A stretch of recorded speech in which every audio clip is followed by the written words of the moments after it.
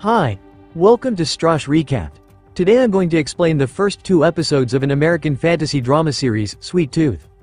Spoilers ahead. Watch out and take care. At the beginning of the episode, a man named Aditya Singh narrates his daily life as a doctor. He and his wife Ronnie live a happy and simple life together. Until one day at work, a woman with a strange disease visits the doctor. Her pinky finger moves aggressively as a symptom of the disease. A new kind of virus named H5G9 is discovered in her blood.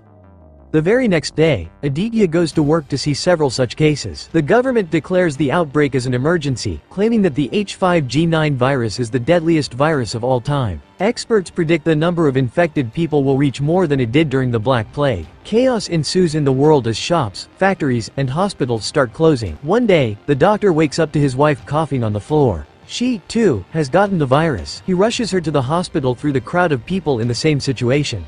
While at the hospital, Aditya is called by a nurse who seems to be in shock. The maternity ward is filled with newborn babies who all have features of different animals.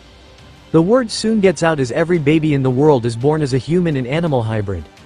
People start to hate the babies, saying that they are the ones who caused the virus outbreak. Others believe that the virus caused such babies to be born, but no one knows for sure how they came into existence. While the whole world trembles in the fear of the virus, one father moves into the wilderness with his child for protection. His son, Gus, born as a human-deer hybrid, is one of the first ever hybrid babies. The man reaches an abandoned house in the middle of the woods and reforms it to make it his own. Days pass as he takes care of Gus and reconstructs the house, making it suitable for them both to live. He even builds a fence around the area to protect him and Gus. He writes books for Gus to read but doesn't teach him much about the outside world. Gus grows up quickly and starts calling his father Pubba. Gus soon turns 4 years old, still unknown to the world outside the fence. Pubba teaches his kid to duck if he hears a growl, run if he hears a voice, and hide if he ever sees a human. A montage of the father and son playing in the snow, fishing, reading books, and cooking together is shown. One day while they are out, an airplane passes overhead. Pubba shuts Gus's ears and tells him it is just a big bird. The plane is distributing pamphlets that advertise a safe place for hybrids called the preserves. He throws the papers away, not wanting to take the kid into the world. On one of Gus's birthdays, he gives him a stuffed toy which Gus brings everywhere with him. The stuffed toy is a dog, and Gus names it, Dog. One day, while Gus reads a book in the jungle, he sees a deer nearby. He runs to his father to tell him that he saw his mother. Pubba tells him that his mother was a human named Birdie, and she is no more. He also claims that there are bad people outside the fence who harm kids like him, so he should never cross the fence. One night, Pubba brings out a box with a picture and stuff from his old life. He buries the box in the woods, letting go of his past completely. On Gus's 10th birthday, Pubba gives him a slingshot which the boy loves a lot. While playing with it, he ends up outside the fence. Before anyone can see him, Pubba grabs the kid and rushes him back to the house. He scolds him for putting his life in danger, making little Gus cry. Later that day, a man comes near the fence, calling for his sister. Gus threatens the man to go away, claiming that his sister isn't there, but before leaving, he gets a glimpse of Gus hiding in the back. The man marks the fence as an area that has hybrid humans, revealing that he is actually a hybrid children hunter. Pubba freaks out and makes Gus hide. He goes out to fight the man and doesn't return for the whole night. A scared Gus stays in the dark for the night and comes outside when the sun rises. Just then, Pubba returns with injuries on himself. Gus helps his father and brings him to a bed, but Pubba knows that he has gotten the virus. Since hybrid humans are immune to it, he isn't worried about Gus getting the virus, but Pubba has limited time now. He teaches Gus some basic survival skills and asks him to get eggs from the ducks for breakfast. When Gus returns with them, Pubba is dead on a seat holding a key. Gus takes the key and cries quietly, mourning his father's death. After that day, he starts living on his own and manages to do it to some extent. He makes animal figures from dried grass and talks to them to feel less isolated. After 10 winters pass, the boy has learned to do almost everything he needs to stay alive. But some days are more difficult than others. One day, the isolation gets the best of him, making him burn his animal figures during broad daylight. The smoke from the fire attracts men, who hunt creatures like him. Later that same day, Gus notices a heart drawn on the forest's map and goes to look for it. It is the place where Pubba had buried the box with his wife's picture in it. Gus opens the box with the key Pubba had with him when he died. Gus then looks at his mother's face for the first time and sees the picture has, Colorado, written at the bottom. With the intention of finding his mom, the little boy decides to go to Colorado. He packs everything he needs and takes a map of the US with him. After the preparation, the naive kid makes his way to the fence. He sees a candy lying on the ground and eats it, but soon finds out it is a trap. Two hybrid hunters catch the boy and are surprised to see he can talk. They know Gus is very valuable, so instead of shooting him, they decide to hold him for ransom. Just then, a man shoots one of the hunters dead and chases the other one away. Gus runs back to his home and hides, but he is followed by the man who saved him. He finds Gus and is surprised to see he has been living alone this whole time. At first, Gus seems afraid of him and hits him with his slingshot several times, but soon realizes he isn't a bad person. The man reveals that he was thinking about turning Gus in to the officials who use hybrid babies for experiments, but decided against it when he saw Gus as more human than a deer.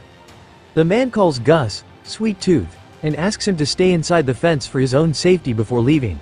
After the man is gone, Gus thinks about him for a while and suddenly decides to break all of his father's rules and goes behind the man. He follows him with his amazing ability to smell and finds the man near a cliff. The first episode ends as Gus calls the man Big Man and asks him to take him to Colorado.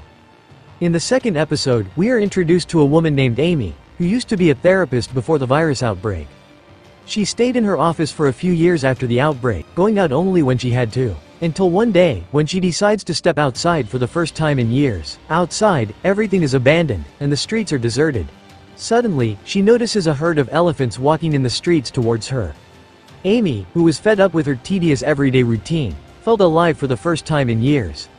She visits a zoo nearby and finally finds what makes her happy. She starts taking care of the animals and growing her own food. Meanwhile, Gus follows Big Man even after being told to go back to his house repeatedly. The man tries to get rid of the boy several times but is unsuccessful. At night he stops to rest and eats canned food. Gus watches him from behind the tree, knowing that he can see him. The man gives Gus some food and sleeps. While he is asleep, Gus sees his bag is full of canned food. He eats all of them, including the man's medicines which he desperately needs. When the man wakes up the following day, he is furious at the kid and asks him to go back immediately. Gus says that he can help the man collect more food using his nose. He then shows the man a visitor center nearby. The man makes him go inside the house to steal the food while he stays outside to keep guard. Gus reluctantly walks in and is fascinated to see different modern things. But then, he notices a deer's head mounted on the wall and retreats, falling into a trap. A little boy finds him there and calls his parents. The three watch Gus in awe as he tells them to leave his head alone. In the following scene, we see the family of three treating the man and Gus to a meal. They wear masks to be safe from them in case they have the virus. It turns out the family had run away from the city when the outbreak occurred and has never met another person since. The man tells them that the virus is still out there, and some people have it, but it is not as widespread as it was before because people live isolated lives. The kid named Rusty tries to touch Gus's horns but is stopped by his mother. Gus then shows them his mother's picture and asks them if they know her. The mother of the family says that she doesn't. She allows him and Rusty to play together after confirming that Gus doesn't bite. The boys soon become friends, and the mother delightedly watches them play. At the same time, the father talks to Big Man and recognizes him as a famous football player, Tommy Jeppard. Tommy confirms he used to be a sportsman before the virus outbreak.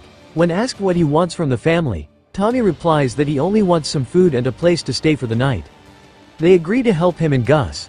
Somewhere else, the doctor we saw at the beginning of the series, Aditya Singh, still lives with his wife, Ronnie. Ronnie has been suffering from the sickness since its outbreak but is living off medicines that a colleague of Aditya makes. They still live in their old home but away from most people, getting out only when they have to. We see the couple playing Scrabble and missing the fact that there is no internet. Just then, Ronnie's finger starts to move involuntarily, suggesting that the effect of the medicine is wearing off. The doctor gives her another dose, leaving only one more dose left. Later that day, he goes to his doctor friend who manufactures the medicine. There, Aditya gets to know that she is in the last stage of cancer and cannot continue to work anymore. She has been working actively to find a cure to the virus throughout the years and doesn't want her work to go to waste.